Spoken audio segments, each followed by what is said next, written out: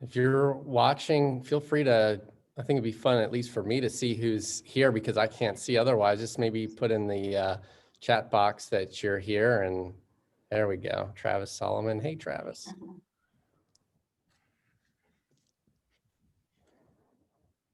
Hey, Abby. Abby's here. Jeremiah Good. Tony White. Tina Urente. Paula Musselman. Michelle Gemmel's with Dolly, I guess. Wendy. Just tried to interrupt the panel here momentarily. Brian Berkheimer. Cool. I guess I don't, do I need to be given the play-by-play? Everybody else can see it, right? Yeah,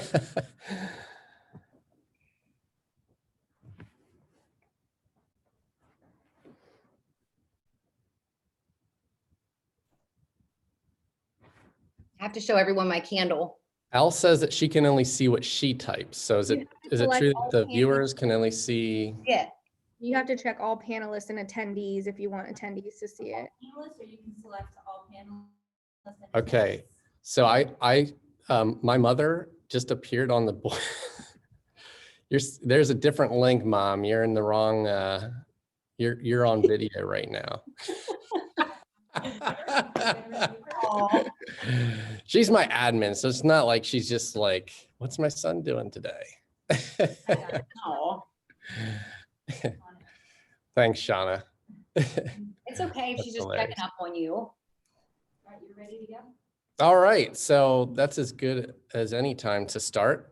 Thank you to all who are joining us. Thank you to YPN and all who serve on that committee to bring this event to you. And Shauna, thank you for setting this up. And Shauna is behind the scenes, as she usually is, right? She'll be taking care of the censorship and I guess making sure that the broadcast gets delivered properly. So yeah, thank you to all who are attending. So I want to invite everybody to feel free to plug some questions into the chat box. One thing that Elle just said that she couldn't see what other people were typing. So in the chat box, you can see it says 2, and I have probably different controls here. Like you can put panelists and attendees, which is I think what you want to put in there so that other people can see it. So send it to everybody. I think that would be helpful for everybody to see that, unless Shauna, you think differently. Okay, so that's good. All right, so let's start off by introducing each panelist one by one. And here's the format. Tell us how many years you've been in the business, if you work on a team or solo. And let's start with, I'll just go top of my screen. I don't know how everybody else sees it, but I have Ashley Motter first. Ashley, go ahead. Hi, everyone. My name is Ashley Motter. I'm an independent agent. I work with House Broker, and I got into the business the end of 2006. Great. And you work independently or with a group? Independently. Awesome.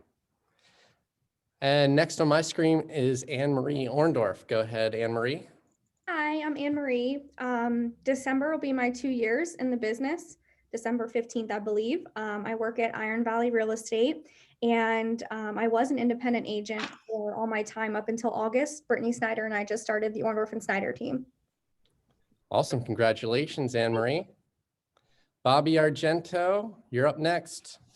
Hey there, Bob Argento. I've been at this 33 years, and I am on the sold team with Kim Moyer, Mike Wheeler, and our 3 other licensed agents and assistant. All right. And last but not least, David Monsoor. Hi, guys. So Dave Monsoor, I'm with Keller Williams. I've been selling real estate for 15 years, started right out of college. I have a small team, 2 admins, myself, and 3 buyer's agents. Awesome.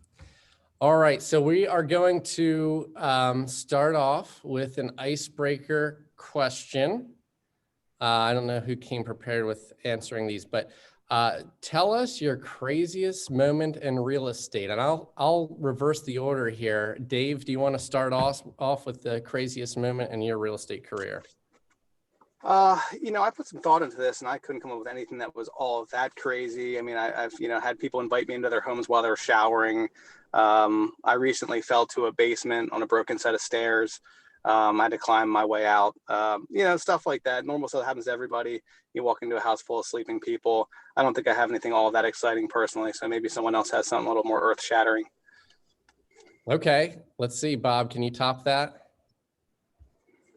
Well, about 10 years ago, we were having the parade of homes for new houses, and it was the Abington development, and we closed the sales model and went down to close the other model. And when we came back past the model, we noticed that some lights were on. So we went back in knowing we had turned off all the lights. And when we walked in the house, we heard scuffle, kind of noise, whatever. So started, hello, who's there, et cetera. And proceeded to catch a couple having date night in our model house. Oh my goodness. When my assistant asked, what are you doing? The guy said, well, we didn't have any place else to go. And this was a really nice model. So that was right up there. There you go. That's funny. Did you call the police? What did you do? Told them they needed to leave. We didn't call the cops. That's awesome. They were young. I had the cops called on me for showing a house that was vacant at like 8 o'clock at night. So almost there. Anne Marie, you have anything crazy? Same as Dave. I tried to think about this, and I know I've had crazy stuff, but it's like almost so much so you can't even think of something. I mean, my most recent thing is my last listing appointment. I tripped in the front door, slipped on the rug, and my client caught me. Got the listing though, so. That's awesome. So it kind of forged a stronger relationship with your client. Yeah. Sure. Yeah. Ashley, what do you got? And I guess people could just be tuning into the question. I should probably repeat it. What is your craziest moment in real estate? Well, I had a few similar to Dave. I don't know if they're that exciting. Some more humorous, I think. One that sticks out in my mind was roughly maybe like 4 or 5 years ago, showing a house, and it was super quiet. Walking up the stairs, see a picture of husband and wife on the wall, walking up, and all of a sudden we literally go inside of the room and this lady like pops her head up, and she knew, here's the part, because it like threw me off. I'm like, oh my gosh, immediately what do we realtors go to? At least I do. I'm wondering if I scheduled the incorrect time, and I'm like, oh my gosh, I'm sorry, did you know there was supposed to be a showing? And she's like, yes. She's like, but I'm just so hungover from the night before. And she just basically was fine, like cool with us proceeding, super awkward at that point. Like she's just like laying underneath the covers. And the bizarre part to the whole story is she did not look like the woman in the picture. So I'm like, this is just really awkward. So anyway, needless to say, my clients didn't end up moving forward on that property. Another story, and then I would say these are the top two. A few years, maybe 5 or 6 years ago, I had someone reach out to me, said they wanted to look at this like multi-million-dollar home. So I'm super excited. I'm like, oh my gosh. We get there, we start talking here, and I feel bad even saying it, but she honestly thought that she won money. Like, you know, when you get those emails that you have like anyway, that she thought she truly was going to be like a millionaire, and she was going to be getting this money sent to her from another country. And as I'm sitting there, I'm like, oh my gosh. And then she still, like probably up to like 3 years after that, would contact me like once in a blue moon. And I never showed her one single house after that, obviously, but she really, that's the sad part. She really believed it. You had to break her heart. Happen, right? Just not in that situation. That's sad to hear. All right, so now that we're all warmed up, this year has been a different year. I think that's the best way of saying it, with COVID-19 pandemic. So I think maybe and I think there's been a lot of variations in experience on this market. So we'd like to get everybody's take on how has the COVID-19 pandemic changed the market? What similarities or differences have you noticed if you're in the business at this time compared to the 2007 to 2009 market? And I'm going to mix up the order here a little bit. Let's start with Anne Marie this time.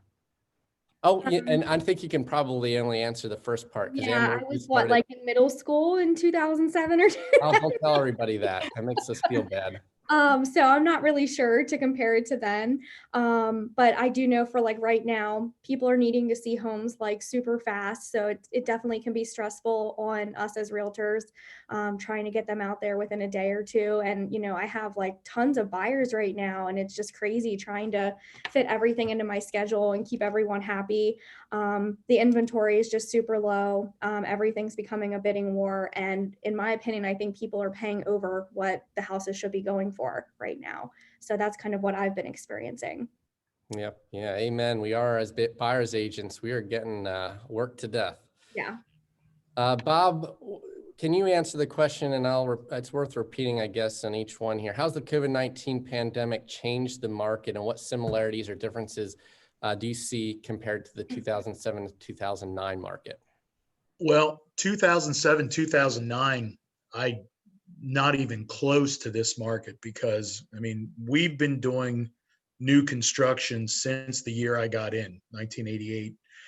And, you know, we've had some really good years in the past, but this year, especially, and it into when regular real estate was shut down, we had a 2-week period where, you know, the builders weren't allowed to work, but then we got an allowance that they could go and button up houses and things like that.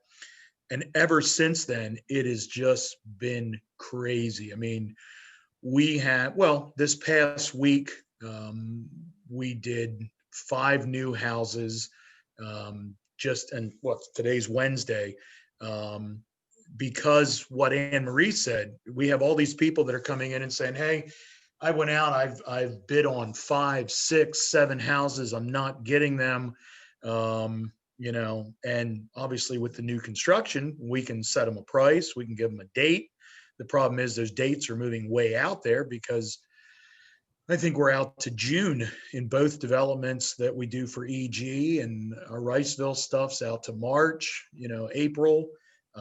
So it's just, and we have a lot more people coming in from out of the area. So I think that's the biggest change that I've seen, and even in our existing business, I don't know that we've had a listing last more than 14 days in several months. So yeah, it's just a crazy market. And Dave, do you want to answer that same question? How has the COVID-19 pandemic changed the market, and what similarities or differences do you see compared to 2000 to 2009? Yeah, I think the biggest challenge in 08 and 09 was that we had about 30% of our people unemployed out of the market. So, and also everyone's equity in their property had evaporated. So instead of dealing with people with lots of equity in their homes that are selling above asking price, we were dealing with short sales and people bringing checks to the table. So, it was a super strong buyer's market if you had them. But today is a total flip on that, where now you've got sellers, in the driver's seat. You've got more buyers than homes, and that's why the new construction is doing so well. And with being closed for 2.5 months and a market that was already experiencing limited inventory, it was a perfect storm. And now it seems like, based on the stats that came out last week, that a good majority of the demand from the shutdown has been filtered out. And of course, we're experiencing some seasonality too, getting into Thanksgiving and Christmas. But there still seems to be a very strong seller's market in place. And, I think it'll normalize a little bit now. But, it was an interesting challenge. I mean, there's definitely things the day after we got shut down, I wish I would have had it done. I wish I would have had better photos, walkthroughs, video. How can you plan for something you never experienced? So I don't think we're going to get shut down on that level again, even if it gets gets worse. But certainly some things to plan for if you have listings. So, Yeah. When did you say you got into the business, Steve? I got my license in January of 2006. Okay. So I was pretty new in 7, 8, 9. Yeah. So didn't sell anything because I was new, and then got to cut my teeth in one of the hardest markets that I've worked in. That's when I jumped into. And Ashley, you're similar time frame too. When did you start? I started the end of 06. The 6. So what changes have you seen, with COVID-19, and what differences do you see compared to that market? Well, I think just like all of the agents here on the panel just attested to, the market's crazy. I mean, right now sellers are kind of in their glory. Buyers, there's so much heartbreak. And I know we'll get into that discussion a bit later, just ways to kind of help buyers along in the process, but it's hard. Right now, it's very hard. It's amazing when you're on the listing side, and it's very stressful. And especially, if you care about your clients, I mean, one of the worst feelings right now in this business is having to call your clients and telling them that they didn't win in a multiple offer situation. Then of course, like the deal that we had, it's amazing. I mean, how many offers did you have on that one house? Like 6 or 7? It was 6. And just so everyone knows, Ashley does care about her clients. She called me probably 8 times trying to feel me out on whether her cash buyer was going to get the house. So, well, I had to pave the way to make sure that you received everything and everything was moving forward. The end of 2006 and 2007 and 2008, 2009 for me were a bit different because I got in the end of 06, and then 2007 was actually a good year for me. I mean, nothing compared to what it's like now in terms of like the craziness. I don't even know if I recall a multiple offer situation, to be honest. But I sold 23 homes my first year. I was rookie of the year back when it was Coldwell Banker Bob Yost. Back in the day. Yeah. So, but then without getting into too much of my personal information, the end of 2008 started to get out of the business because I helped my ex-husband. We opened a restaurant, and then I put my license in escrow. So, and then I had my oldest son. So I got back in like full throttle in 2011. Okay. So it was kind of like got in, super exciting, great year. And then the market started to crash, and I'm like, well, we'll take on this venture. And then I got back in. So a little bit of a different spin on it. Thank you. So next question, given the current market conditions of multiple offers being presented on listings, what advice are you giving to buyers and sellers on how to prepare for the multiple offer situation?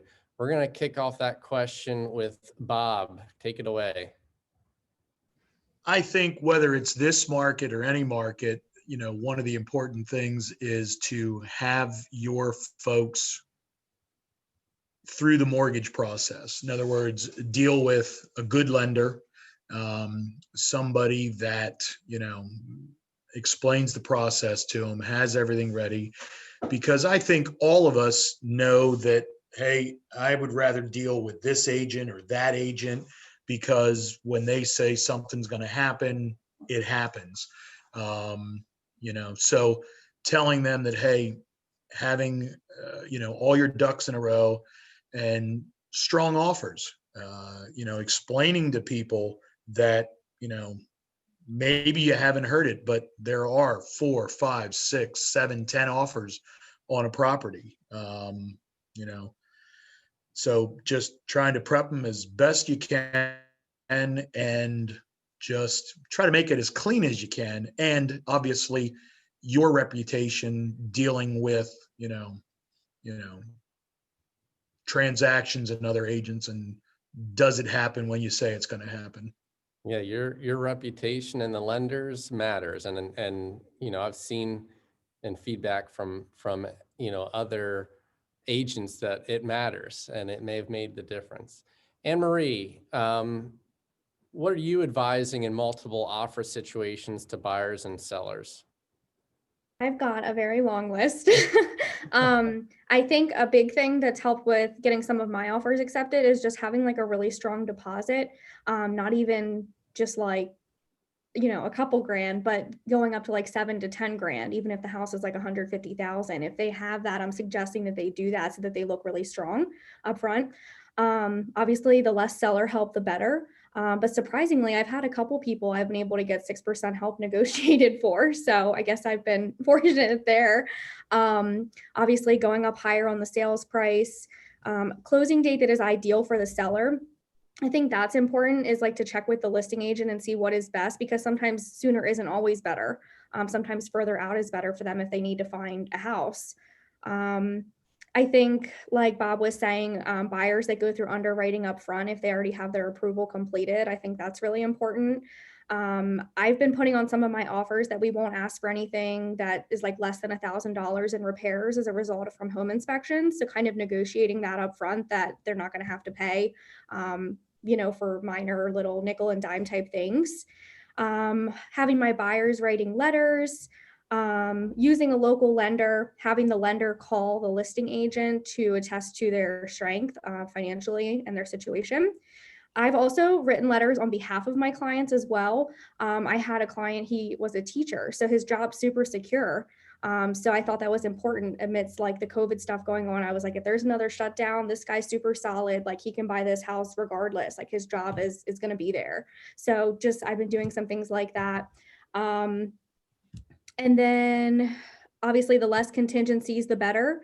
And then I guess on the seller side of things, with my sellers, I'm telling them to typically plan to be out of their house for like a 2-day time frame so that they can allow as many showings as possible, because then it gets hard to kind of manage, like you get offers in and people aren't responsive. So I'm trying to tell my sellers like 2 days, be out of the house, and then we should have multiple offers to present to you at the end of that. So that's kind of how I'm handling it with sellers. It's obviously easier on the seller side right now. So that's all good stuff. And Anne-Marie went pretty fast, but there's a lot of good advice, at least in my opinion there. And I like what you said about what is the seller want? What's their time framing? Sometimes if you ask the agents what they're looking for, they'll give you the formula as to what they think is a good offer. All right, let's see, Ashley, what advice are you giving to your buyers and sellers for these competing offer situations? Well, I think when I'm on the buy side, it's imperative to actually feel out the situation. I feel some agents get excited, and even if there's no other offers on the table, they're still writing, above list price or not asking for any closing cost help. And I feel like when you're representing the buyer, it's so important to actually have the conversation with the listing agent, keep in communication like I did with you, Nate, to just say, hey, how many offers are on the table? When are you presenting? Because then you can go back, assuming that you're getting honest information, and educate your clients and say, listen, if there's 4 or 5 offers on the table and you want to go in and you want to ask for 6%, it's probably not happening. And the reality is, if a buyer still proceeds and wants to do that and they end up not getting it because they ask for so much closing cost help, well, they just learned a very valuable lesson that they'll then take to the next situation where there's a multiple offer situation. But to my point, what I said at the beginning of the question is, I feel like if you can ask for a little bit and it's not a multiple offer situation, why not look out for your client's best interest? Also, to Anne-Marie's point, I think writing letters is awesome. It really puts into perspective that who the person is on the other side.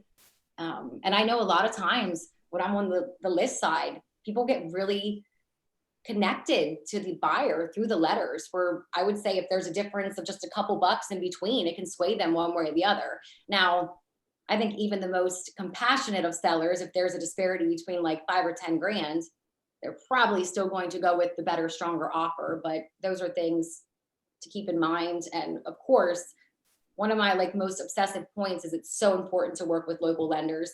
Whenever I see internet lenders or a lender who I've never heard of or out of state, I cringe, because it's just having no control in the process. So I educate my buyers on that, the importance, and I also explain to my sellers, hey, this offer looks amazing, but it's my job to educate you and explain the experience I've had with working with, I won't, say any specific names, but certain internet lenders that may not have the best reputation. Yeah, no, and I need to take this recording and share this particular segment with my buyers that come with these pre-approvals. Dave, what do you have to add to the conversation on how we advise our buyers and sellers in this competing offer situation? Sure. So, I mean, I'm going to summarize a little bit some of that. I do have some thoughts. So, I mean, you know, when we talk about like strategies to win these situations, I think a lot of us are coming up against, okay, well, this offer looks great, but what's it going to appraise for? And so I think part of it's creative strategies to net the seller more money, but also still, you know, be able to appraise. So, you know, when you're doing your escalation clauses, are your clients willing to pay $5,000 above and beyond an appraisal? Are they, you know, this is one of my team members brought this up the other day. What about paying 2% of the transfer tax as a buyer, right? You could put $2, $3, $4, $5,000 worth of money back in your seller's pocket. And from a buyer perspective, that's a better looking offer without having to worry about an appraisal. You know, eliminating inspections as best you can. And I agree with everyone else. I've accepted lower offers from agents I know are going to get the job done. I look at how the contract is filled out. You know, if it's really poorly done, I'm assuming I'm going to have my hands full with the deal. Obviously with huge financial disparities there, you're going to maybe do a little coaching to the other agent to get that deal together if you need to. But I think those are the important things. I mean, I'm kind of coming at the end here, so a lot of the strategies have been said. I like the not nickeling and diming people on repairs. I think that's very valuable. You know, and in the seller assist, you know, people are getting it again a little bit because things have softened up a little bit. But I think a good lender that is prepping the client for the state of the market means that when you tell them they can't get seller help, they've already heard that from someone else. So, you know, some of the lenders I'm working with are really teeing people up for me to have that conversation. And I think that's invaluable. Yeah, no, I'm glad you mentioned about the, you know, getting creative and being willing to make up a difference and, you know, appraised value. I mean, I saw someone say that the buyer was going to pay the buyer agent's commission, that agent was choosing not to take compensation. Of course, it's up to the listing broker then to, you know, to adjust that if they feel they need to. Let me just take a quick look here. I got a note from Shauna. Yeah, good point. So be careful with the letters from buyers. There can be some fair housing consequences there. So just make sure that there's, you know, that they're treading lightly there. So Can I ask what would be in a letter that would be considered dangerous, so to speak? I mean, if it's just pretty much describing how much they love the home and how they're excited to live there. I mean, I want to know because I never really thought about that. yeah, I mean, Sean, are you speaking like if you're a seller or a listing agent and presenting those offers? Yeah, so I think the problem is if there's some personal issues disclosing, for example, if, you know, one letter is from a single person and someone else is from a family, there could be, yeah, and L has an example here too. There could be a perception of a fair housing violation. And as you know, Tina, okay, so L says if your client has kids and someone else doesn't, your client could potentially be discriminated against because of kids. And Tina writes, don't have your clients mention religion, even mentioning something like Christmas. So yeah, so there is a RAYAC put out, or I'm sorry, not, I guess RAYAC sent the link for the National Association of Realtors. There's an article. Thank you for sharing that, Sarah, on love letters. All right, I got everybody for that question, did I not? Okay. All right. So for those who may be new in the business and tuning in, this one's for you. What one piece of advice would you give any realtor? Well, this says new or experienced. I guess I put my foot in my mouth a little bit. That was looking to have a business with sales similar to yours. Share a piece of advice that helped you maybe take it to the next level. I'm just going to start top of the order, Ashley. Well, I think that anyone who's in the business, I would hope that they actually got into business because they enjoy people. That's the first thing. Because if you're not one who enjoys working with people and you don't care about your client's best interest, I mean, that's obviously a big thing. I feel, and maybe this is like to a detriment. I mean, I have lost, and this is not something I'm proud of per se, but I've actually like lost sleep sometimes over deals. I mean, when I say that I get invested, I get invested. It's not something, I almost like to a point feel a little envious towards the agents who they are able to handle it like it's a business and they go home and have dinner with their family and they can truly keep it separate. I can't. And I think that's a double-edged sword for me. I mean, my clients know that I have heart and that I'm genuine and that I truly am going to do what's best for them. Even if it's a situation where I feel like maybe the house is not best for them, I'm going to educate them on, you know, certain things that come back in the inspection, still letting it be their decision. But ultimately, even though obviously, yes, we're in this business to make money, but I feel like if that's your only goal, then you're not going to have success. I mean, you may have like one and done, but are those people going to come back to you if they feel like they weren't properly cared for in the transaction? Probably not. And I take pride in the fact that a lot of my business is referral business because my clients feel confident enough to say, hey, this is what she did for me and she's going to do the same for you. So I think it's just imperative to really put in a lot of dedication and heart and work hard for your clients. It's not about you in the trans, like you have to really focus on them. It's not what's best for you. It's not about, oh, I'm gonna push this along because I want to get my commission check. If that's your mindset, then you're in the wrong business. Yeah. No, I've woken up at 2 o'clock in the morning, remembering something I was supposed to do. I think many can probably relate. Yes. Anne Marie, what piece of advice would you give to someone wanting to achieve the level of success that you've enjoyed? Can I share like more than one piece? Because it's not just one thing. Allow it. I'll just tap the buzzer when we're done. I'll try to be quick. Mine's really similar to Ashley. I studied human services in college, so my passion is legitimately helping people transition through different stages of their life. So that is like my mission, and that's what drives me in this business. The money is not what drives me. So with helping people, the money just comes. So you don't have to worry about that. You know what I mean? So being yourself and genuine was one of my main things. And just staying humble too. I think a lot of realtors sometimes are out there, you know, posting and they want to be flashy and that kind of thing. And, you know, I had a client that came to me the other day and they said a realtor didn't want to work with them because they were only pre-approved for $130,000. And it's like, we have to get excited for our clients, whether that's a $50,000 house or it's a $1 million house. You know what I mean? I'm one of those people, like, I'll just be there and I'll be there 100%. And I'm very caring for my clients. Confidence, I think, is another big thing that I struggled with early on, because there's a lot of naysayers and a lot of veteran agents think that the new agents just won't be able to make it. And I got a lot of that feedback when I started out. So having that confidence and not getting discouraged, because you'll hear a lot of no's before you hear one yes. So I think just sticking it through and kind of faking it till you make it is a good way to go. That's interesting. I mean, you gave two things that are seemingly competing, but you're right. I mean, you have to stay humble. I mean, because we are all a work in progress and developing what we do, but at the same time, you have to convey confidence in what you do know and have. So, yeah. Anything else, Anne Marie? No, that was enough. Okay. So Bob, what do you got for those seeking the level of success that you've enjoyed? How have you built your business to this point?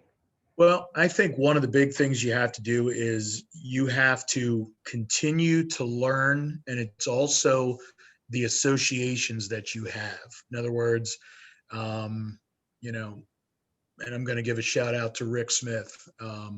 Rick Smith, even when we weren't at the same company, you know, I'm not sure anybody can say that Rick isn't the pioneer or whatever, but there were always things that, hey, if it's good enough for him, you know, should be able to do that. So, you know, down to, having a good inspector, having a good lender, having, companies that can do repairs, those kind of things. Because if you can depend on those other people, the point is you can move on to the next customer, the next phase. Because our thing, and Kim, Mike, and I, have always had the thing that, hey, if our client meets with you as a lender and you tell us, hey, they're good to go, we'll see you at settlement. We're not the guys that are going to call you every Friday and say, hey, can you give me an update? We're assuming up front, you told us they're good to go, they're good to go. As far as the education part of things, just knowing things like, we had a house listed, the inspection company that the buyer used said, oh, the windows on the front of the house are shot, all the sashes sag. We went over and within 5 minutes we could tell, no, the sashes aren't sagging. The window locks were loose. They just needed the screws tightened. So we went from a $3,000 replacing windows to $60 to have a guy go over and tighten all the screws on all the locks. So, knowing stuff like that you can pass on to your client, because that seller was like, oh my God, if you hadn't told us that, we would have probably replaced the windows because we needed to sell. So I think just, back to what Anne Marie said, just because you're a veteran agent or you've been at it, don't stop learning. Don't stop, and don't just look at the ones ahead of you, because somebody behind you might have a good idea too. Yep, no, absolutely. And Dave's coming to us from DC, if you didn't know that. So he popped in and out there. But Dave, what do you have? What advice would you have to those who are seeking to attain your level of success, and how did you get to where you're at? Sure. And I appreciate what everyone else has said. I think that caring for your clients, having heart and compassion and all those things is very important. Having a great network of people to work with is important. But when you're new, the only thing you really need is people to work with. And so, I'm gonna come at you guys from a more technical level. Number one, start a database straight away. We're doing 50% of our business from sphere of influence and database. So you need to get, to a company or a place that is going to teach you appropriately how to build your business. So that's number one thing. If you're not talking to people about real estate, you're not going to have leads. Second, when you're new, figure out where can I get those for the lowest cost? When I was new, I don't like doing open houses, personally hate them, but I'll do them because I know that, for every person that walks through, we're probably going to convert 1 in 10. So that's important. We're doing a great job generating business using Facebook at less than $1 a lead, whereas Zillow and Trulia are probably 120. So it's important to build your lead sources out. I was given the analogy that a chair with 4 legs is very stable. Well, let's call those 4 legs lead sources.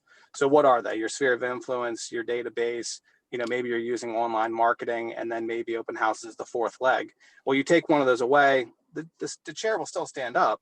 But when you take one more away and you're down to 2 lead sources, you don't have something you can stand on. So to build a strong business, you need to build out your lead sources. And you need to get uncomfortable, pick up the phone, call people. I know that we've got a lot of new agents within our company that are crushing it because they're being told what they should be doing, and it's uncomfortable. And things that are uncomfortable are typically how you get results. Yeah, no, I appreciate the technical advice and the good take home there. Nice job. Nate, All can I right. say one more thing I wanted to say? Yeah, sure. Go for it, Ashley. I think also having a good mentor is important when you get into business. When I started, Maria Cardo was my mentor, and I feel like I learned a lot from her. She was awesome. So I feel like that's so important. I feel like so many new agents, depending upon which company they start with, they're out there kind of in left field, and they weren't, yes, they went through their 6 weeks of real estate courses, but they probably were not, they don't have that experience. So I do think that's important to find someone that is willing to mentor you, whether you decide to go on a team or someone from your office. I think that's very helpful, because that's the reality is a lot of times brokers or managers are very busy. So it's nice to have someone that if they'd be willing to dedicate that time to you just to mentor you your first few months in the market. Yeah, great point. Shout out to my father and mentor, Charlie Krotzer. All right, so next question. We all know that conflict can arise in a transaction. What are your best tips on handling conflict resolution between buyers and sellers? Let's start with Dave and we'll work our way up. Sure. I think that typically when you're dealing with conflict, that information is power. And so if you've collected all the relevant information about whatever conflict you're dealing with, and you know all the potential options that are on the table, it's much easier to resolve them. I also think, remaining calm is important. I know that there's some older agents guilty of telling you they've been in business for 40 years and that they know the answer all the time. That is not true. Some of those people have done no deals. I just think it's that staying calm and really thinking through all the options will typically get you to the outcome you're looking for. And I would also say don't give up too easily. I know people think deals are dead and they're far from it. So a little creativity goes a long way when you're dealing with conflict. Take the emotion out of it and persevere. So Bob, How would you answer that question with conflict that may arise in a transaction? What are your best tips for handling conflict between a buyer and a seller? Again, I'm going to go back to the last segment that if you have, prepared that client and you have the good, people around that transaction, that's going to get you past getting to that stage where you might not even have the conflict. But when that conflict does come up, one of our mentors, when I started, he said, hey, the easiest way to negotiate is try to think of win-win, because sometimes somebody just digs their feet in the sand and now they're going to just deal from a standpoint of, well, just for the principle of it, I'm not going to do it, and it's just, it's a bad mindset. So if you can do a win-win, I think you'll get more people on board.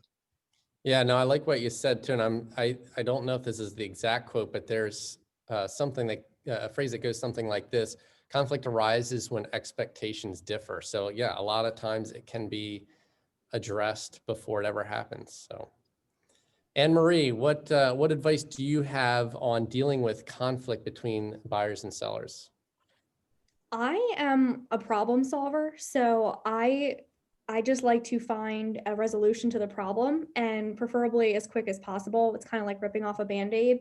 You need to just get it taken care of, because if not, it's just going to drag on through the entire transaction, and nobody wants to have extra stress like that. So I think communication is key, is my main point there, with both agents, just being able to communicate openly and calmly with their clients. Yep. Oh, agreed. 100%. Communication has been a theme in a lot of these questions. So yeah, good point. Ashley, what advice do you have for conflict resolution between a buyer and seller? I think that when we as realtors think of some of the two biggest conflicts that arise rather during a transaction, I mean, other things can happen, but most times it's inspections. And then once in a blue moon, we deal with an appraisal cut. So I think it's so important that we educate. That's the first thing that pops in my mind, is educate. In the beginning, when you're talking to your buyer, explain the process. Don't explain it in a manner that if they do the inspection, that Mr. and Mrs. Seller is going to automatically, the heavens are going to align and they're going to get every single repair taken care of. I think it's so important to explain that it's a process of negotiation, that if it doesn't come to fruition, they have the right to walk away. But I think that doesn't give them false hope, or when they're going into it, that they're going to have everything they want on a platter. I also think when you're on the listing side, it's important to explain to the seller the process.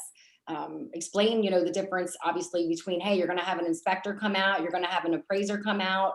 If it's FHA or VA, explain like, hey, I'm going to tell you now that, the peeling paint's going to come up. There's going to be repairs.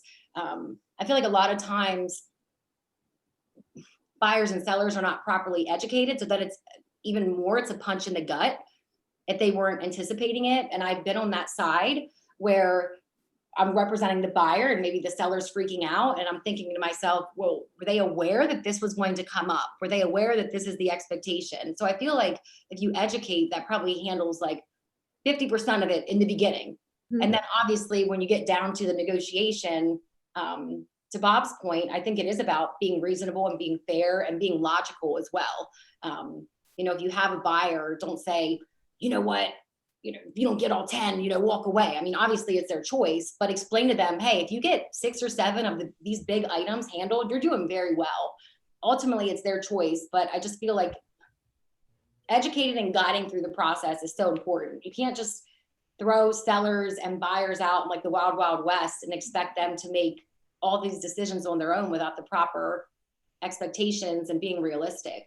And I've been guilty of not setting proper expectations. I think it's important too. I'll just add to that. If you start to get busier, sometimes things like that fall through the cracks. So adding systems to that, you know, having a buyer, like we have a buyer and listing packet that explains those things, and we're constantly trying to improve those and guess at what, you know, what may they, you know, what don't they know? Because it's sometimes easy to forget that, you know, they don't do this every day like we do. All right, so next question. How do you handle third-party affiliates? And we kind of touched on this a little bit. Do you have any requirements for who you will work with? And do you provide your clients with recommendations based on who you've worked with? Anne-Marie, let's start with you. Yes, absolutely. It's really important to me that my clients, the other third-party affiliates that they're dealing with, are giving them the same service that I provide, and that we kind of mirror each other, and that we can work together as a team to get our clients to the end goal. So definitely, I got to shout out Jeremiah Good, hands down, #1 lender I've used, always does a really good job for my clients, and we just mirror each other perfectly. So Jeremiah, we're going to have to collect a sponsorship from you. So yeah, and then with like home inspectors too, obviously I use a lot of the home inspectors that I know have done a good job for me and that are really thorough for my clients. So yeah, absolutely, always recommend people. Awesome.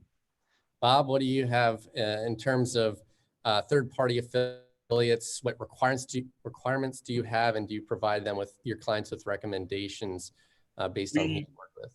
We definitely do. You know, and again, I know a lot of agents, you know, if they're newer or they don't do a lot of business, they're just excited to take somebody out and look at houses.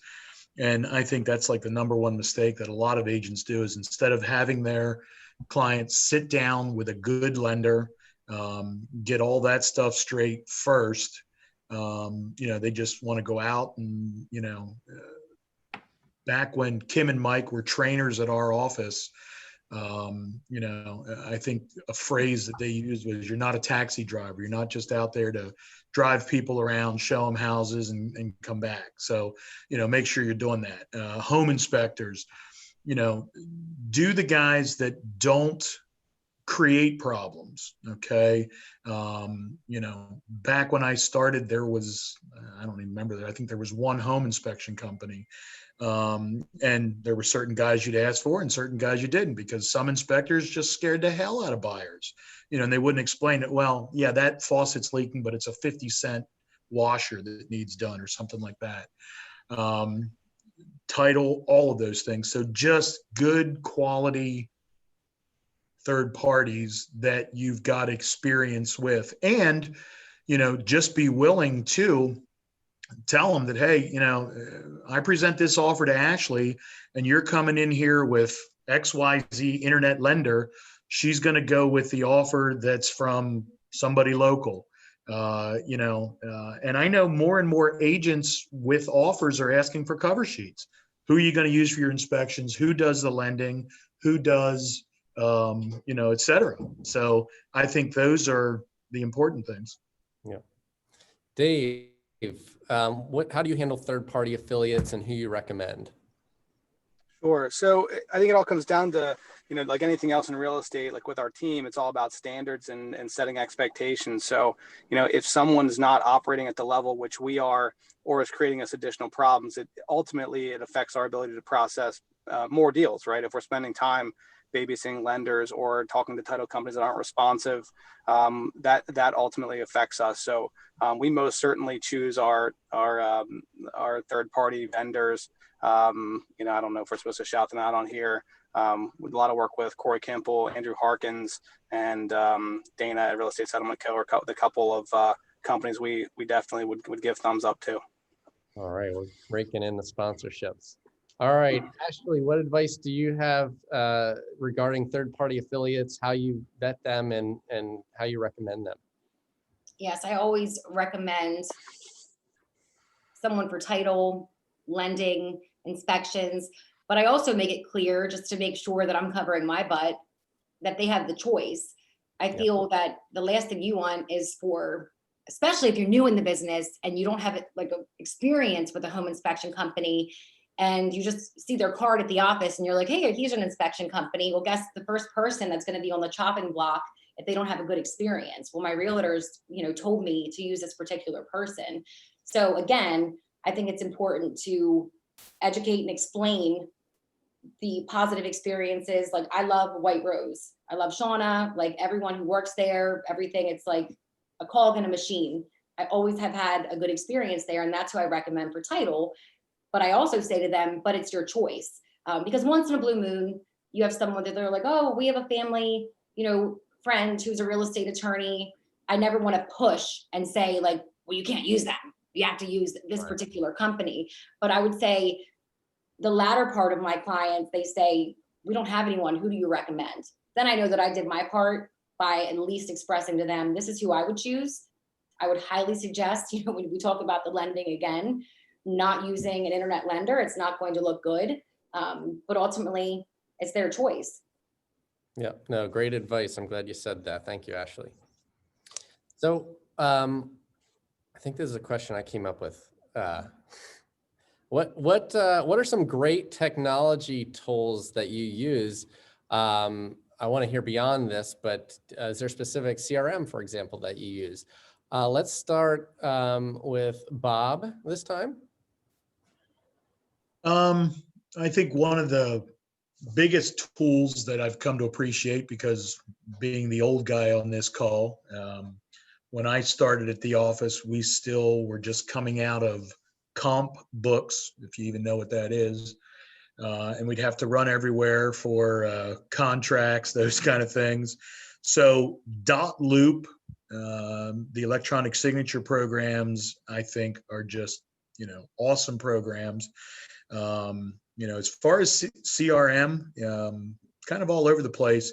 The biggest tip I can give you there is just use one that you're going to use. I still use Outlook because links to my phone, my tablet, laptop, desktop, those kind of things. And I know there are agents out there who say, hey, the dinosaurs and different things. But there are guys that still want to handwrite a contract. And I forget if it was Dave or somebody else earlier that said, hey, if that contract looks like crap, I'm going to expect that I'm going to have problems with you. So, just the presentation of things a lot of times, I think, makes a difference. Yep. No, well said.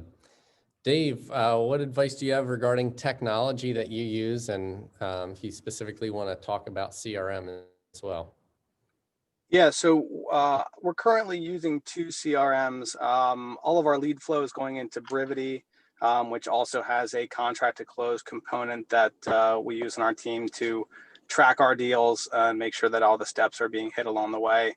Keller Williams rolled out Command, which is their new system that has the AI intelligence, and that platform we are converting to. They liken it to a 5-year-old. It's still developing and growing, but we can do all of our emails.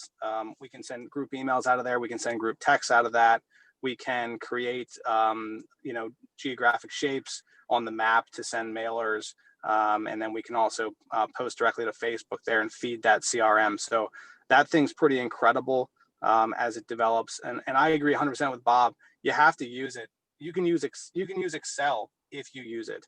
It is nice to have all your contacts in Excel for dropping it into various, if you're ordering flyers, if you're doing birthday cards, whatever you're doing, typically you need the CSV file to do that. So I also agree. I think electronic signature, no matter what you're using, has created the opportunity for us to do far more business than we ever could.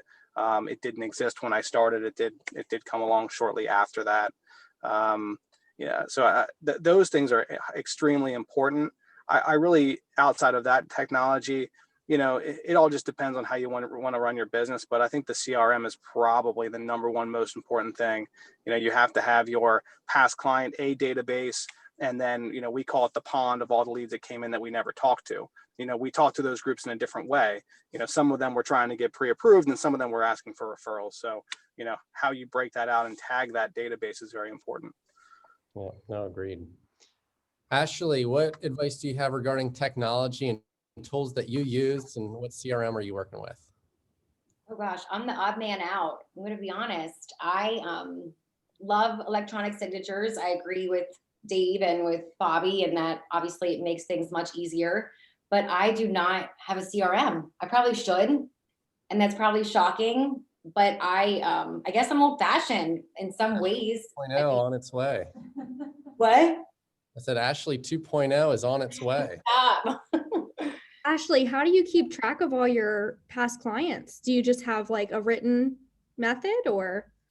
Yes, I have all of them stored on my phone. I have their email addresses. I know it's bizarre, but it's kind of like organized chaos. And like I said, I'm aware that I should have a CRM, but We're all works in progress, so.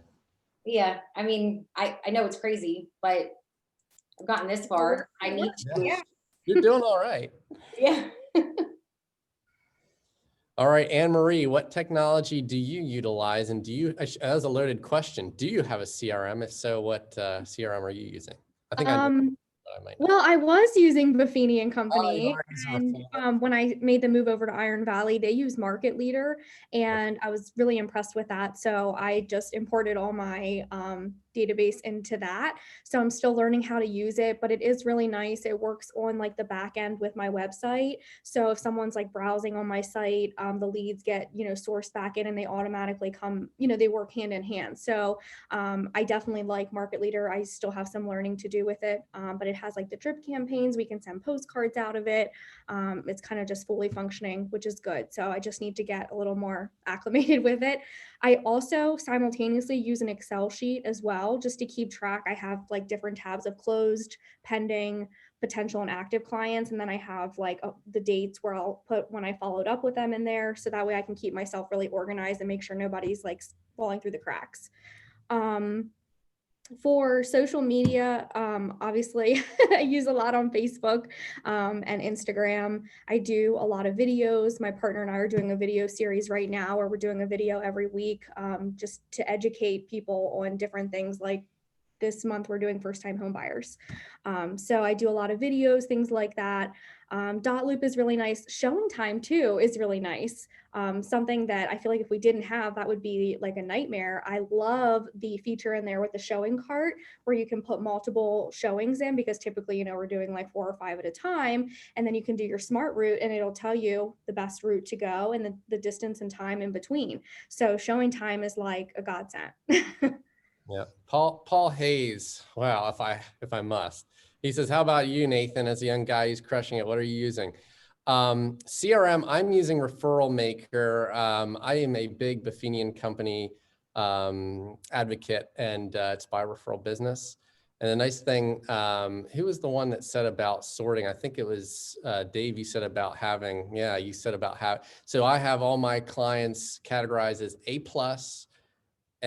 A, B, C, and then D is actually deleted, get it out of there. But my A+s give me regular referrals. So you constantly recalibrate that. And I'm going to give a quick shout out to BombBomb. I don't know if anybody here knows BombBomb, but BombBomb is a platform that integrates with Outlook, with Gmail, and many other. There's actually a Google Chrome integration where you can do video with a click of a button and send it. You can actually send really quick text videos, and you can do screenshot videos. So I've explained contracts that way. In fact, I have a very thorough explanation of the agreement of sale that I send to everybody. Even I do review it independently with them as well, but just to make sure that they have all the information there that they need. But BombBomb is an awesome tool. Highly recommend looking into it. All right, so we have, I'm glad, actually this kind of came on cue because I was noted here to take a second to request questions from the audience, and Ahmed Islam says, question to Bobby, what advice would you have for a residential realtor to start with commercial real estate and get his or, hey, did somebody feed him that question? That is like the very next question. Why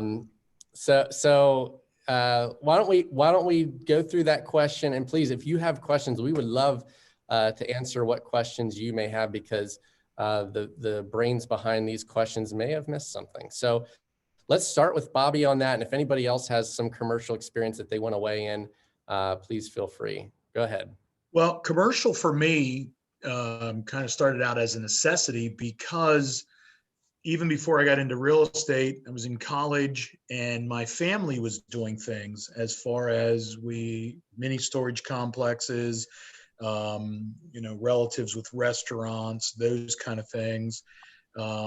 So I kind of got pushed into it. Then when I started in real estate, we bought some land, and long story short, a lot of the York builders kind of had their own associations. They really weren't doing developments.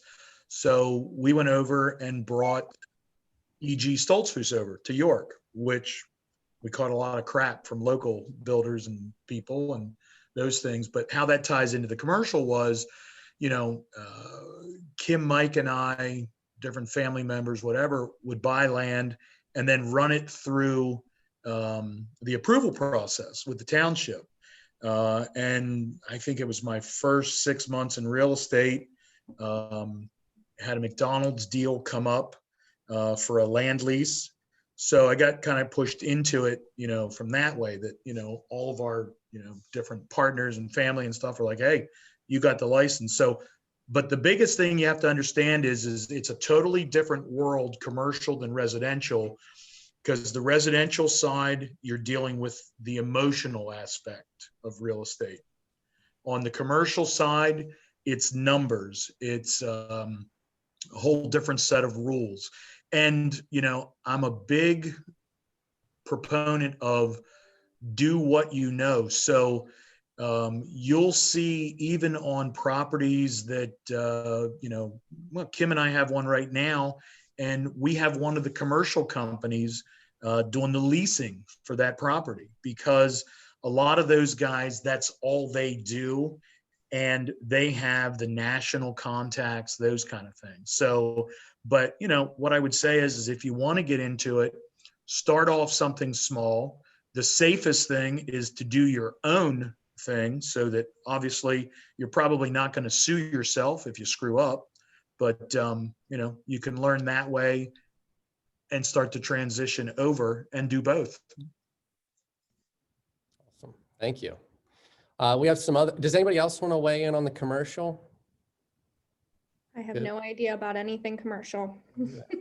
All right, so we have a question from Julie Zimmerman. On the list side, in a multiple offer situation, do you share with the buyer's agents why another offer was accepted over theirs? If so, what info do you share? If not, why? Actually we had a message from our broker that just said, do not share, because it's creating questions, and there's actually a fair housing accusation within our office. But I'll let others here answer that question. I'll say I have been guilty of giving some inkling, because you feel like you want to be nice and give feedback to help that agent the next time around and to coach their buyer. But does anybody want to answer that question that Julie had?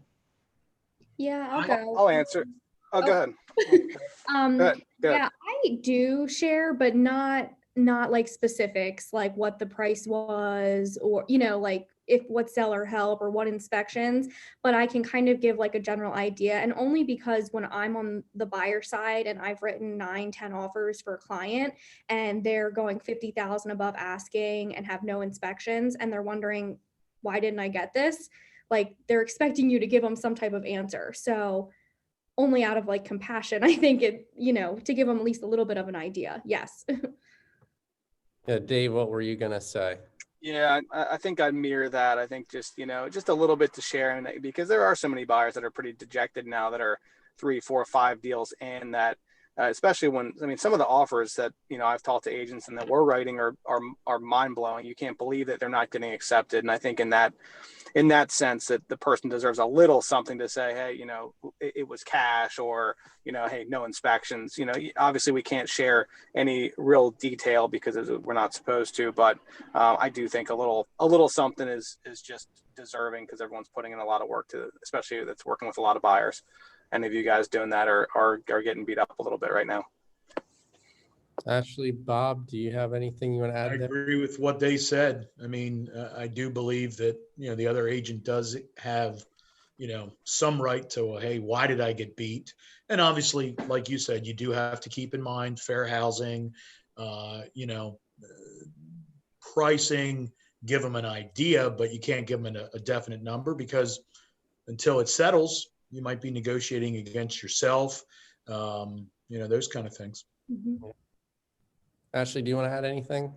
I agree with what they said. I think that you have to obviously protect yourself and not give any specifics, but being obviously that we're all on both sides, it's nice to at least hear, yes, the other offer was stronger, better price, or like Dave said, cash offer. It just helps to be able to go back and kind of, so they can, heal their wounds and move on to the next one. And also, again, you have to be very careful with how much information you provide, but it also can give a little bit of education on the next deal then.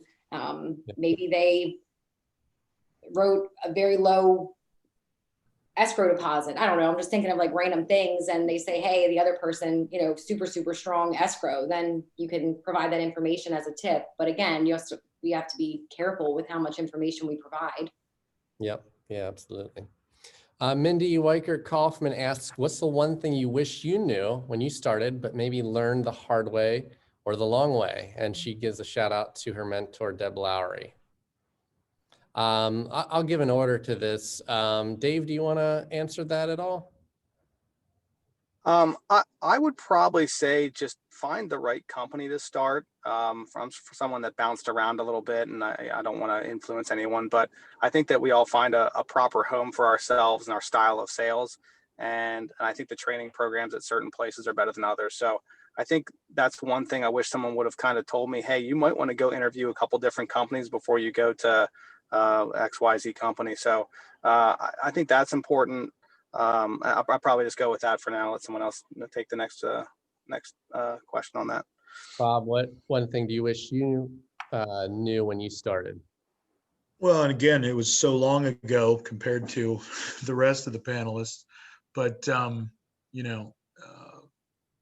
early on, I wanted to work with buyers because I saw buyers as, hey, 60 days, you're getting paid. Took me a little while to realize that, hey, listings, you get paid on whether you're there or not. Everybody else is working to sell your listing. The other thing is, and I learned kind of quick, was try to get as good a deposit as you can get, because the other thing that's changed since when I started to now is it's so much easier to get out of a deal now than when I started. Now the inspection lets you out for any reason, et cetera, or people just change their mind. So if you make them think about it, $1,000 deposit, most people, that's not a real big deal. But if you've got 8, 10, 12,000, they're going to think about it. Yeah. Ashley, what do you have to say about what you wish you would have learned or knew when you first started? I agree with Dave. You definitely want to find the right fit. As I said early on, when the chat started, I got in the business and took off running. I had an amazing first year, and then life took a different course for me and I got out of the business, and I got back in full transparency when I was deciding I was going to be, I knew that a divorce was going to be looming, and I'm like, oh crap, getting back into what I know. But now I gave up all my leads, through and referrals, throughout the past like 2 years. So I decided at that moment in time, the best choice for me was to get on a team, because I'm thinking, oh my gosh, I need a paycheck fast, and I don't want to go and wait 3, 4, 5 months to get back out there. So long story short, started on a team, loved who I worked for. He was like a big brother to me. I learned so much in the first like 3 to 4 years, a lot of experience under my belt. But the reality is I was loyal to a detriment. And obviously he did nothing wrong. I mean, what team leader is ever going to say, stop, go out on your own, stop giving me money? I mean, so what I noticed was I started to feel a little like, I felt resentful, because here I am, my 3rd, 4th year in, I was doing, over like 5.5 million, like, towards the end, like 6.5 million. And here I am thinking like, oh my gosh, a lot of these leads are coming from me. So point of the story is, I think the takeaway from that I would want to give anyone is never be loyal to a detriment. You always have to do what's best for your business at that time. And I personally chose to go to house broker. I love Tiffany. Shout out to Tiff. She's one of the most amazing brokers I've ever worked for. I love what the company represents. I love the commission split. I mean, and I feel like now I'm finally like in my own groove. So yeah, I mean, I think it's never hang on. And you don't realize, like, so many agents, and I'm sure we as agents can all attest to this. You talk to so many agents who are not happy with where they're at, and they say it. And then you talk to them, you have a transaction with them a year or 2 down the road, and they're still saying the same thing. So if there's anything I can say, is don't be that agent that you're 3, 4 years down the road and you're still complaining about the same thing. At some point, it's like, do something about it. So that's my advice. Yeah. Yeah. And like knowing your value too, I think is important. I agree. So we have some good questions coming in here. Yeah, Tony White wants to know, does anybody prospect? And if so, how do you prospect? And is there a schedule for yourselves that you set? Good question, Tony. Yeah, I'll answer that. I'm sorry, go ahead. I'll answer that. So we do prospect. I don't, fortunately, where I'm at with my business now, I don't have to do as much as at one time was required, but depending on what our next month or 2 looks like, we'll certainly crank up the activities. We're trained at, from 9 to 11, that is prospecting time. Do I adhere to that 100%? Absolutely not. But depending on what's pending, what's upcoming, what kind of listings we have, we definitely increase those activities. I think if you're someone that wants to sell houses, you're going to do whatever it takes. You're going to walk a neighborhood, you're going to pick up the phone. And so I just think it depends on where you're at in your business, how much you want to push on those things. Good. I have Bob, something to add to yeah, that. go ahead, Anne-Marie. I'm sorry. Kind of going against the last question and this question too, but like, I think, not overthinking things, because that is something I did a lot in the beginning. Like I would like literally sit here, like have the number ready to go, and I'd be like panicked wanting to call someone, like just so anxious. But I think the best thing, like I've taught myself, is to make your actions automatic. So you don't even think about them. It just becomes part of your routine and your habit. And then, once it's your habit, it's just normal to you. I like that. That's good advice. Did I skip you, Anne-Marie, on the last question? I'm Yeah. sorry. Am I fired from the moderator? I'm never coming back here again. All right. Who else did I skip? Anybody else? Bob, do you want to answer Tony's question? How do you prospect?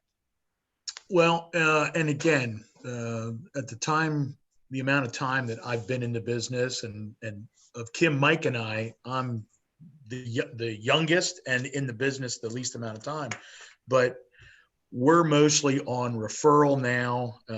With our new construction, of course, it's people coming to, the new developments, those kind of things, because we don't really do a lot of open houses on existing homes. Because, our kind of thought is we know that 80% of the people are seeing those houses on, they either have an agent or they'll call us, those kind of things. So as far as sitting down and cold calling any of that, haven't done that in a really long time. Early on, we used to go door knocking, pick a neighborhood and walk down the street and just, knock on doors and talk to people. Now, we've got some younger guys on the team and, Facebook stuff, Zillow, Trulia, those kind of things. But for me, it's just kind of off past clients still. Awesome. Travis Solomon asks, what are the best ways to stay in touch with your sphere outside of emails and phone related? I can answer that. Go for it, Anne Marie. My partner and I are actually doing Popeyes tomorrow. We have 61 stops to make. What's a Popeye, Anne Marie? My Popeye, I wish I had it with me, but it's just a Explain little what a Popeye is. A No? Popeye is not chicken. A Popeye is just a little gift, typically under $5 you can put together, and you can take it to your past clients just to let them know that you've thought of them. So it's just a quick knock on the door. Hey, how's it going? Just wanted to drop this off, let you know I'm thinking of you. And by the way, I'm never too busy for your referrals. So just a real quick thing. So we have 61 stops we're going to make tomorrow. I just put a little candle in a bag and it just says working with a realtor you trust makes sense. SCENTS. Yes. So being a lame dad, I love this because I can put the lines together like that. So Popeyes and then social media too has been big for me for staying in front of people, because if you are just top of mind every day and people see you consistently posting, when buying or selling comes to mind, they're going to think of you. Yeah, no, great advice. Bob, do you want to speak to how you stay in touch with your sphere and outside emails at all? I'm sorry, sphere outside of emails? Again, I don't do a whole lot of emailing them. I would rather either talk to them, whether it's on the phone, run into them at places, and again, a lot of them, because I am in our, I hate to keep going back to the new developments, but I'm in our developments. We relist a lot of the houses that we sold in the developments, and a lot of times it'll just be, walking down the street to show somebody the lots or model houses or whatever, and we'll see those clients and, just real quick. And, I've always found that, especially with like the new houses, especially, if I say to a client here, ask them what they think of their house, unvarnished, it goes a long way. So try to do it that way. The in-person, I think, makes a big difference. Yeah, agreed. Can I say one more thing? Oh yeah, go for it. You didn't get your turn on this question yet, so go for it. No. Oh, sorry. But everyone went, right? You'll go and then You're good. No, I don't. It's your turn. You're good. Take it Go ahead. away, Ashley. Well, I like Anne Marie's comment about what they're doing with the pop-ups last year, Christmas time. I feel bad for my poor assistant, but literally, we went around, we split it up to every single person I sold a house to in 2019, and we dropped a gift off at their house. Just cute, it was an ornament, and it said, home sweet home, or the year they purchased their home. And so many people love that, because even if it's not like a $50 gift card, it's just the idea, oh my gosh, they took the time right around the busy holidays. Thank God it was pre-COVID. That's a whole other story. And it was sweet. And I got so many text and phone calls of people thanking me that I may not have spoken to in 5 or 6 months, but also I think do it the old fashioned way. I text my clients a lot, just asking how the house is coming along. They send me pictures of their decor, what did they end up doing with paint. I end up going to lunch with a lot of my past clients. I'm not saying that's the case with every single client. I mean, hello. But I think sometimes just getting a postcard in the mail with your face on it probably is not, I don't know. A lot of times I get postcards from people who I've used in the past, whether it be insurance, and I hate to say it, I don't do it in a nasty manner, but it goes in the garbage. It's like one less thing I have to worry about on my counter, right? So I feel like it's about like keeping that relationship and Being real. exactly. Yeah. Agreed. Dave, what do you have to add to that? The question. So we do a couple things. Yeah, we do a couple things every year. So obviously this year's been different with the COVID stuff. So a lot of the events we may or may not have had have not happened. But last year we did a movie night where we leased out a room of movie theater for everyone to come to a movie. It got everyone there. You know, you can reward them if they give you a referral. You can have some kind of carrot dangling out there to get some leads from that. We did a pie event, which we usually do for Thanksgiving. This year we're doing it for Christmas. They come pick up their pie. We buy it for them. We also send a settlement statement every year. After the turn of the year, we mail those out. Just because people ask for them. It's just one more touch. We strive for 36 touches every year of some sort. We just did a review giveaway. So I bought a smoker, and we had people give reviews for entries to win that. It's just, you got to keep people engaged with your team and try to do some things that are, not just email, but, having a movie night was 4 touches. It was, hey, we're having a movie night. Are you coming?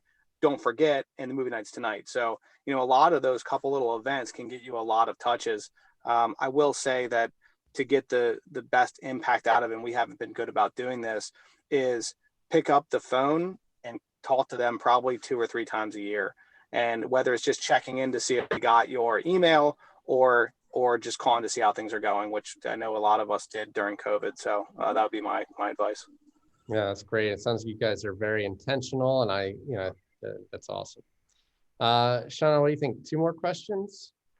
All right, let's go with what role does social media play in your marketing or lead generation, if any? Let's just start at the top with Ashley. Go for it. So I'm on Facebook a lot, and I do have a Facebook page, and I have gotten a lot of leads from Facebook, but I just signed up for a business page, or you're saying just a personal? Oh, I have both personal and business. Okay. I've definitely gotten the most leads from my actual personal versus business. It definitely helps. I mean, I personally, I don't do Facebook Lives. I think I've done 1 or 2. So I feel like I'm kind of behind a little bit with that, but I definitely post upcoming listings and that sort of interaction. But yes, I mean, I agree with Anne Marie that when you see that and it's that touch point of where they're seeing you constantly post things regarding real estate, you're fresh in their mind. And I've had people just reach out and ask questions or, hey, can you show me a house? So definitely has helped. But as far as Instagram and Twitter and all of those, I literally just signed up to get back on Instagram after being, oh my gosh, taking a 5 or 6 year hiatus, and I have 3 pictures on there right now. So I need to do better with that as well. I need to, I'm with you. I just got back into Instagram. So Anne Marie's probably laughing. Laughing at us. All right, Anne Marie, what do you have in terms of social media for us? I do get a significant amount of my business. Not necessarily people commenting on my posts, but like I said, just constantly being in front of people. When the time has been right, people have been reaching out to me because when they think of real estate, they think of me. And I'm the same as Ashley. I always post on my business page, and then I always share it to my personal page. Not 100% of the time, but a lot of times I do, because I have about 5,000 friends on my personal page, and then my business page has 13 or 1,600 so likes. So I definitely have more of a reach on my personal page as well, and I kind of posted on both avenues there. I also post on Instagram as well, and then that already feeds onto my business page on Facebook. I belong to Facebook groups as well, so that I can try and capture leads from those. If I see people posting, looking for a realtor or looking for a lender, I try to jump right on those, message them, and be helpful right away. And I also run giveaways on my business page as well, just to get engagements up. And I don't always just post real estate stuff. I post a lot about my dogs and that kind of stuff too. So just kind of having a personal touch as well. That's important because they don't want it to be, I mean, I heard it likened to, if you're watching a television program, you want it to be entertained for, I think the commercials are what, 7 minutes out of a half-hour segment or something like that. So Bob has a killer TikTok account. Look him up if you haven't. Bob, what do you have for social media advice? Hire a good assistant to do it. That is great advice. You leverage others, and if it's outside of your Really wheelhouse- into it. Yeah, yeah. All right, Dave. I think he's deferring to you. What advice do you have regarding social media? Yeah, I mean, I think I agree. I mean, my assistant handles 90% of it. I don't put a huge focus on social media. You know, when we look at our other lead sources, that's among the worst ones that we have, although you still have to be there and be present. So, you know, we try to post something daily, whether it's the stats or new listings or, you know, some recipe. We try to mix it up and not just inundate people with new listing.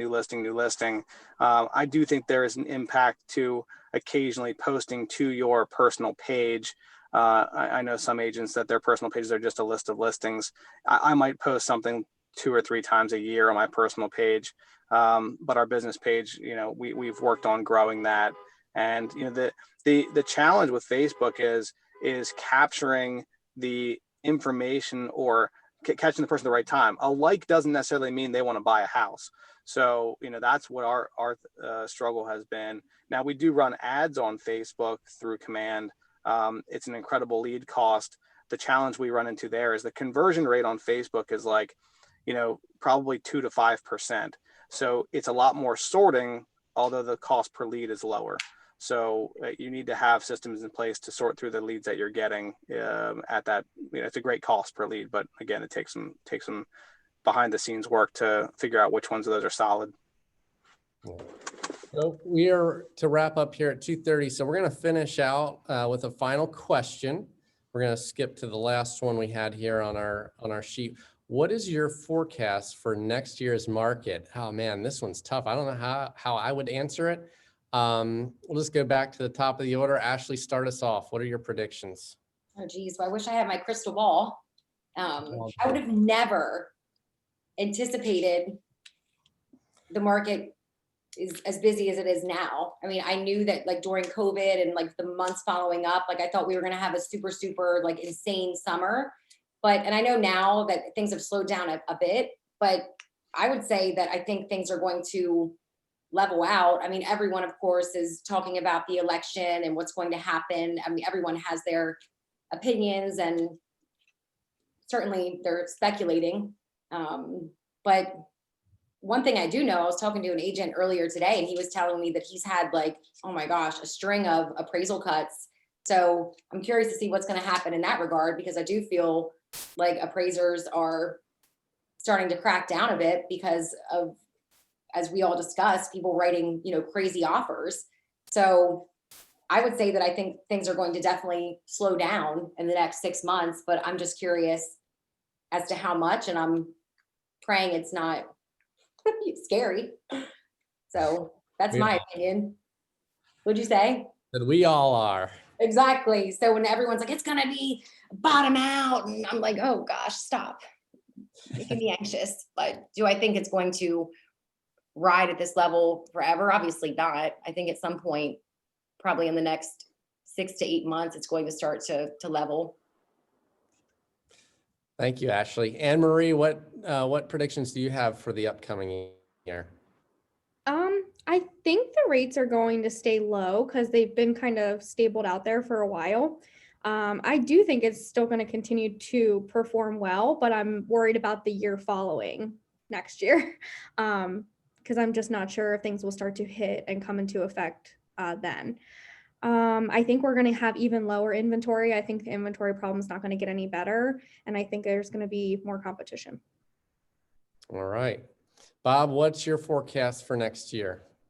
Well, see, and again, with doing a good amount of new construction, like I say, we are out to June of next year on completions. So we literally are settling a house almost every Friday through next May. So, you know, the first half of the year is good and we're still quoting a lot of houses. And, you know, even on our side of things, we hear from people, do you have anything that'll be ready in 60 days? I sold my house in New York. I sold my house in Delaware, wherever, and we're moving to Pennsylvania. I mean, yeah, at a point it's gotta slow down. But you also have to remember, I don't know that anybody else on this panel has ever seen interest rates at 13, 14%. When I got in, they had just come down to 13. And I remember Sterling Klein, who was an awesome agent at Century 21 Heritage. And he said to me, boy, if it ever hits 10% or under, he said, you're going to see it take off. And you know what? We sold houses at 13. We sold them at 10. We sold them at 9. We sold them at 8, 7 on, because you know what? People need houses. Yeah, that's true. Dave, close us out. What's your forecast for next year? Sure. I think a lot of us are being a little misled because we had, 2.5 months off. And so we went through just 6 months of catch up. And so if you level that back out over the 2 months we didn't work, this year seemed crazy because the way it was structured. But looking at the statistics, at least what were 2 or 3 houses more than last year at this time. So I think it was just a condensed year. So, what we're feeling right now may not be a change in the market. It's seasonality because it's going to be Thanksgiving next week. And it's coming off of what was the craziest 6 months of real estate most of us probably experienced. So, I think we got to be careful how we evaluate what it's going to look like moving forward.